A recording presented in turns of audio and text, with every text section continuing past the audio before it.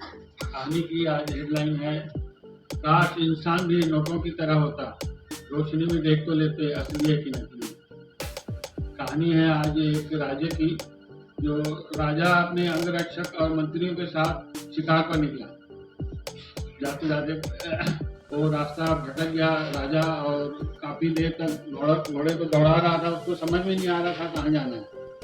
तो उसे एक कुटिया दिखाई दी, तो उन्होंने सोचा इसमें कोई ऋषि मुनि होगा, तपस्वी होगा, उनसे चल के बात कर लेते हैं। जैसे वहाँ गया तो देखा कि एक नेत्रहीन सूरदास बैठा हुआ था। तो राजा गया और प्रणाम किया, सूरदास जी प्रणाम, क्या आप बता सकते हैं कि मेरे अंगरक्षक और मंत्री यहाँ आए थे? तो बोले हाँ आए थे, पहले आपके अंगरक्षक आए, उसको मैं बाईं ओर भेजा हूँ, और उसके बाद आपके मंत्री भी आए, उनको भी मैं बाईं ओर भेजा हूँ, और आप बाईं ओर जाएं आपको दोनों वहाँ मिल जाएंगे। तो फिर से प्रणाम किया राजा ने, और उसके कहे अनुसार राजा ने उस ओर चल दिया बाईं ओर। जैसे ही आगे गया तो उससे पहले मंत्री मिल गए, क्योंकि वो बाद में गए थे, पहले उनको मिल गए, बाद में अंगरक्षक मिल गए, तीनों मिल गए। तो मंत्री ने कहा चलो अब तीनों मिल गए हैं तो फिर से चलते हैं शिकार में। राजा ने कहा नहीं, शिकार पे नहीं जाएंगे।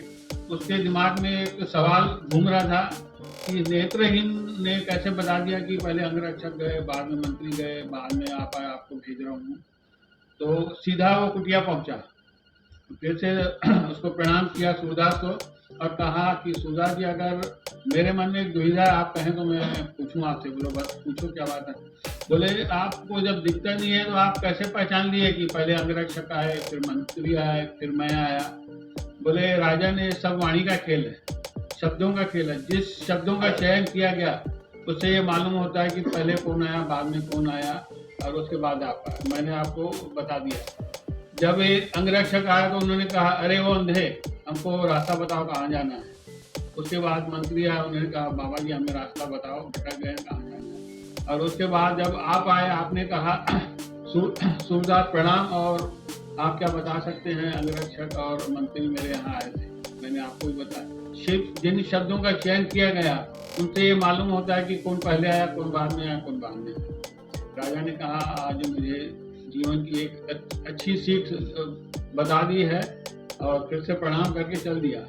कहानी छोटी है, कहानी छोटी है, और आपको ये बताना चाहता हूँ कि अगर लाइफ में आप आगे बढ़ना चाहते हो, अच्छा इंसान बनना चाहते हो, तो सिलेक्शन आपकी जरूरी है। वर्डों का जो चयन है आप कैसे कर रहे हो, शब्दों का जो चयन है उनको किस तरह से इस्तेमाल कर रहे हो, किन लोगों से कैसे व्यवहार से बात कर रहे हो, क्या करके आप बुला रहे हो, ये बहुत बड़ा इम्पोर्टेंट है। अगर आप शब्दों का सही चयन करेंगे ना तो आधे तो काम आपके ऐसे हो जाएंगे। चाहे आपको इंटरव्यू में जाना हो, सरकारी नौकरी हो, प्राइवेट जॉब हो, दफ्तर हो, चाहे बिजनेसमैन हो, चाहे बड़ा आदमी बनना हो, शब्दों का चयन जरूरी है।